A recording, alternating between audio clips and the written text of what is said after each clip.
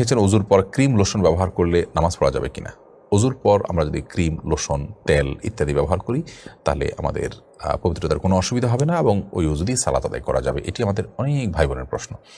অতএব আপনি সালাতের পর আপনার ত্বকে ক্রিম ব্যবহার করেছেন, এই ক্রিমটা তো আর নাপাক কিছু নেই। এখানে যদি নাপাক কিছু না থাকে তাহলে সেক্ষেত্রে এটি আমাদের অজু ভঙ্গের কোনো কারণ নয়।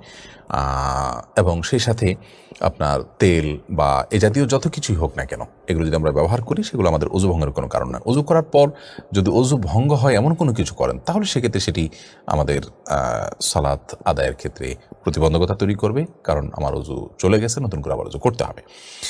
আর এই আপনার লোশন ইত্যাদি এগুলো শরীরের মধ্যে কোনো আলাদা আবরণও তৈরি করে না যে পরবর্তীতে অজুতে সমস্যা হবে, সেটাও আরেক মাসআলা যে আদৌ পরবর্তীতে আমার অজু করলে সেখানে কোনো সমস্যা হবে কিনা। কিন্তু মৌলিকভাবে ক্রিম লোশন ব্যবহার করলে আমাদের অজুতে কোনো অসুবিধা হবে না ইনশাআল্লাহ। তার ফারহান আক্তার রিঙ্কি লিখেছেন আমার সর্দির সমস্যা আছে, নামাজের মধ্যে সর্দি ফেলতে হয়, এতে আমাদের সমস্যা হবে কিনা।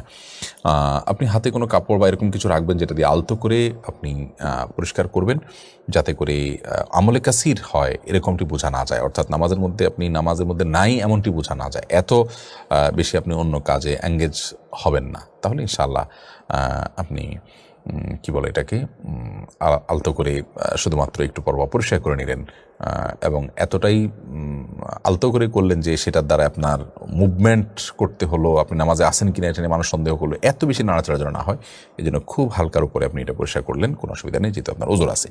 আব্দুল্লাহ জুবাইর সাহেব লিখেছেন আমি খাঁচার পালন উপযোগী পাখি পালি, এরকম একটি পাখি আমার বাসায় উড়ে এসেছে, এখন পাখিটি আমার পাখিগুলোর সাথে একসাথে ভালোভাবে থাকছে, পাখিটিকে ছেড়ে দিলে এটি মারা যেতে পারে, এখন পাখিটা কি করা জরুরি। যদি খাঁচা পালন উপযোগী পাখি হয় সাধারণত সেগুলো বাইরে থাকলে ঠিক থাকে না, সুস্থ থাকে না, ভালো থাকে না, অন্য কোথা থেকে উড়ে এসেছে এর মালিক খুঁজে বের করা কোনোভাবেই সম্ভব নয়, বরং একে ছেড়ে দিলে তার বিপদ হতে পারে। এই অবস্থা আপনি তাকে অবশ্যই লালন পালন করতে পারেন, বরং এটি তার আশ্রয়ের উদ্দেশ্যে করলে সওয়াব হবে এবং সেই সাথে আপনার আশেপাশে খোঁজখবর নিয়ে যদি এটি কারোর হয় সেটি জানার চেষ্টা করবেন, জানার চেষ্টা করে তাদেরকে সেটি যদি হয় তাদের কাছে পৌঁছা দেওয়ার চেষ্টা করবেন, সেই সৎ উদ্দেশ্য আপনার থাকতে হবে। জুমার নামাজ পড়তে পারি না আমি, জোহরের নামাজ আদায় করি, এতে কি আমার গুনাহ হবে? আপনি জাফর বলছেন আপনি কেন জুমার নামাজ আদায় করতে পারেন না, কেন জোহর নামাজ আদায় করতে হয় আপনাকে, এটি হলো মূল বিষয়। এমডি আসগর আপনি লিখেছেন প্রশ্নটি।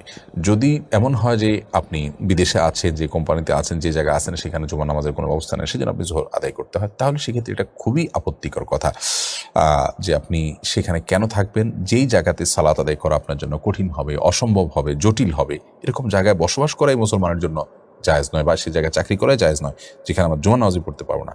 নামাজ মুসলমানের জীবনের সবচেয়ে গুরুত্বপূর্ণ, সেটা যদি করতে না পারি তাহলে সেই জায়গায় আমার কোনো সুযোগ সুবিধা নেওয়ার সুযোগ নেই, যার কারণে সেখান থেকে আমাকে সরে আসতে হবে যেই কোনো মূল্যে, যে কোনো কিছুর বিনিময়ে, যাতে করে আমরা আমাদের ইমান আমলকে হেফাজত করতে পারি এবং পাঁচ ওয়াক্ত সালাত আদায় করতে পারি। তবে আপনার যতদিন পর্যন্ত বিকল্প ব্যবস্থা না হচ্ছে ততদিন পর্যন্ত নিজেরা থাকলেও সেখানে আপনার জুমার নামাজ আদায় করে নেবেন।